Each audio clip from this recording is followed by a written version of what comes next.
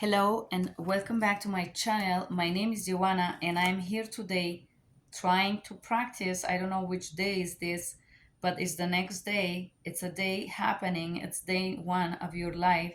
And today we're learning self care. I'm learning self care with you because I'm getting lost because I'm working with so much people every day. And this is so exhausting and tiring. And I feel like I need to learn to self care better, and although I'm trying to do this, it's not always successful. So, from this book, we learn to be grateful for one thing, to be kind, and we're trying to switch our brain to see positive things. I'm grateful for the fact that I'm a contractor and I can stop working every time I feel unwell or like sad, like today, like burnout, that I can simply just chill. I just feel like sitting in a plane and going to the beach. That's what I feel like doing, but I'm not doing it. I don't know why. Maybe I should just do it, you know? Accepting yourself.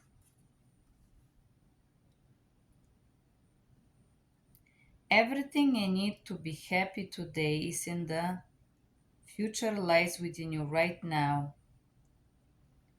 Wishing you were somewhere else with other talents and skills, or regretting that you did or did not make a certain decision will take you further away from your happiness. Looking yourself in the eyes and appreciating who you are with all your beauty, skills, and potential will take you to whatever you have the determination to be. This very beautiful thought here, guys. Let me get a sip of water. However, however, I will tell you what's the problem here. Let's imagine that you come from a person or family background, which is 99% of the families, that they always put you down and criticize you, like me, for example.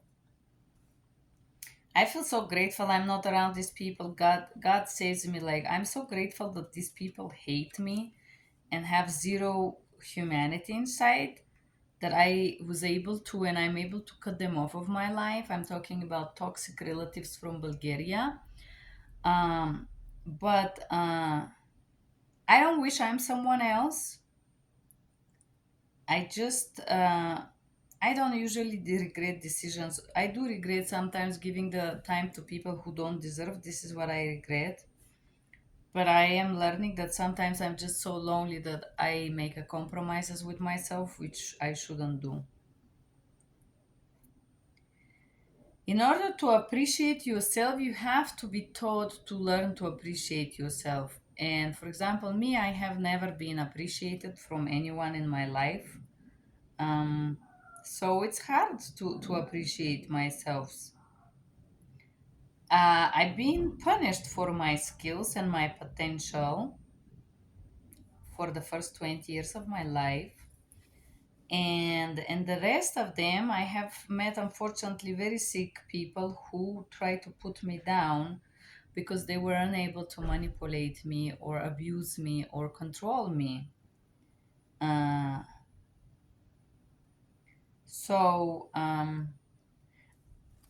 I always been very, very insecure because of my abilities, and I don't know if you guys struggle with this. I find out so it's because at one point I had to admit to myself that despite how confident I am, I'm also insecure, and I'm profoundly insecure. Although I don't feel insecure, I feel like I rock. I feel I'm beautiful, I'm strong, I work, I am amazing, and I love myself and I like myself. But my insecurities will actually perform or exhibit by tolerating and allowing garbage people in my life. And I and a lot of this it's due to the fact that I grew up in this very toxic environment for the first 20 years of my life from which I could not escape. And so my brain learned how to survive with toxic people, how to survive with negative people, with constantly complaining, nagging, devaluing, and putting me down and putting down absolutely anything I do and anything I am. And so, not long ago, I was doing therapy, and my therapist asked me, can you write down 10 things about yourself, 10 good things? And I wrote only one. It's been a few months, and since this period of time, and I have been struggling to find positive things about me. It's not like I don't have them. I do eventually have those positive things, and you probably do have positive qualities. But if you're surrounded only by people who acknowledge your negative characteristics and who complains and ignore and neglect you and put you down, and they only acknowledge your existence in order to take advantage of you, to use you, and throw you in the garbage, this is why you probably may struggle with recognizing those positive qualities that you have. And and this has been my situation for my life, sadly. So and I'm gonna share something here with you guys. I've been struggling with accepting myself because starting from a very young age, for example, like maybe three, I remember I was 3 or 4. I used to be left handed when I was very young. I would play with my left hand and I would paint. I remember drawing trees at age 3 with a green pencil when suddenly my stepfather came and beat the hell out of me. And I couldn't understand why I was that. And so, as you understand, my parent wasn't very healthy and he would never speak. Obviously, now I could say that this person was extremely sick. He's a very sick human. And I'm very grateful I'm far away from this individual and I am not victim of his manipulation anymore. Um, but so he would beat me. And I didn't understand why was that because nobody told me anything. But I remember I decided to discover why was that, why he would abuse me, and there was his girlfriend around, and I started drawing with my left hand, and then I heard his girlfriend talking to him and telling to him she is playing with her left hand again. And here again, my father figure come and beat the hell out of me. So this is how my father will use abuse to control me. So my left hand was the problem, but guess what? That was not the only problem. Every single thing I did was a problem for the next 20 years of my life. And so I had to survive with that. Um, and I'm going to give you another funny example here of my parent beating me because I had better votes than my sister. My sister, Nadezhda, was his naturally biological daughter. And I remember that my sisters had not very good votes in literature and maths. And instead of sitting and doing homeworks with them, my father would beat them. So, as you understand, my father was very sick, obviously. And so me, I was thinking, okay, I'm gonna learn, I'm gonna study real hard. I pay real attention at class and I try to study in the breaks. Because in my father house there is work, you cannot waste time with studying. This is bullshit. You gotta work in the farm, in the garden, whatnot. So I wanted to get better votes, so I was thinking my parent would love me. Guess what? I was wrong. Hello.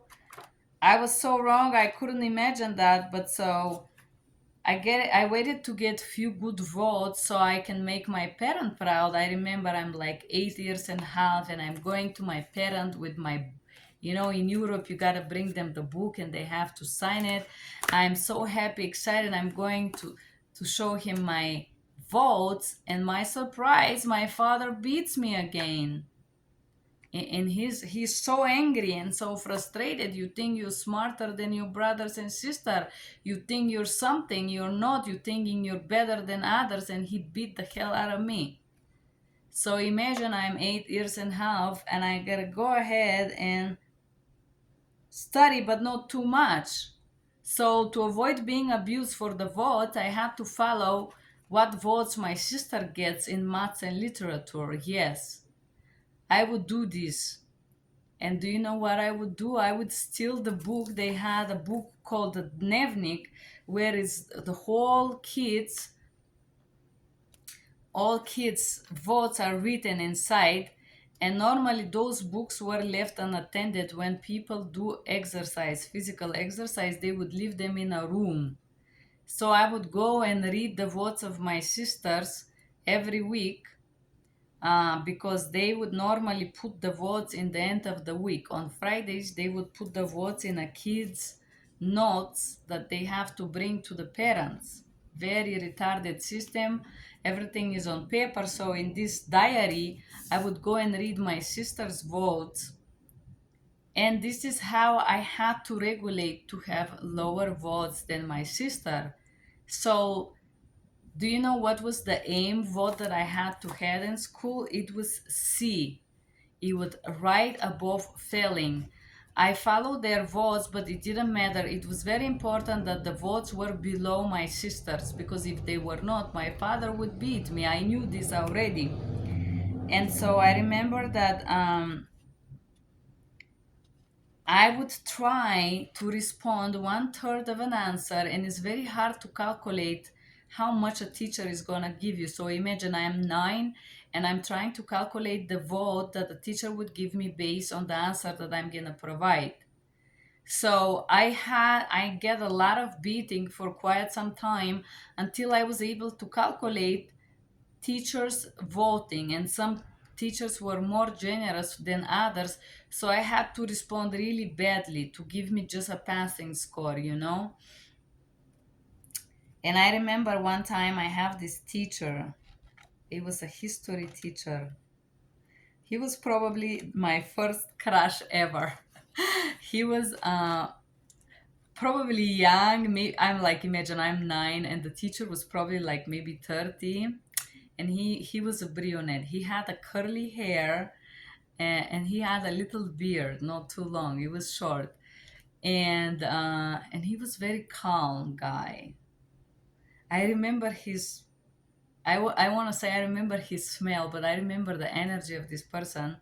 So in communist schools, the teacher asked the students to come next to the teacher's bureau or teacher's seat, and then the teachers examine you one on one, like asking you questions, while all the class is screaming and shouting and all this and this and that. And so I remember this teacher wanted to give me a better vote. And so he likes asked me a question and I respond one third of it. And then he opened the book where it says the whole thing and says, you know what? Now I'm gonna look through the window, and I'm gonna act like you're talking. Everybody's screaming. Here you could read the answer and you could tell me a little bit more so I can give you a better vote. And I already knew the answer, but I had a problem. I'm gonna be beaten if I get a better vote.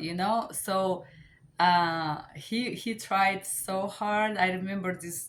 Gosh, how hard this guy tried, and and I was just smiling because it was so sweet and kind that he wanted to give me a better vote. But I knew my father would beat the hell out of me if I had a better vote than my sister, and so I had to be careful. It's like it's a problem for me. And this teacher would try, and in the end of the day he give me a B, and he's like, okay, next time study a little bit, and don't just smile. And this really hurts me because it makes me feel like I am zero, I know nothing. I just smile and that's it, like I have no value. But on the other side, I knew the answer, but I knew if I give him the answer he would give me a vote that will bring me domestic violence. So I've been struggling with accepting myself. If you guys have had similar stories, I would appreciate if you share them below. Write me your story below. Do you struggle accepting something? So still nowadays, although I'm 40 years old and I'm having three masters and I speak five languages, I am struggling because people judge me. People judge me. I put so much work to be who I am today, and I'm still judged. And I am still judging myself for not being like others, for not being like small and ignorant. Write me a comment below.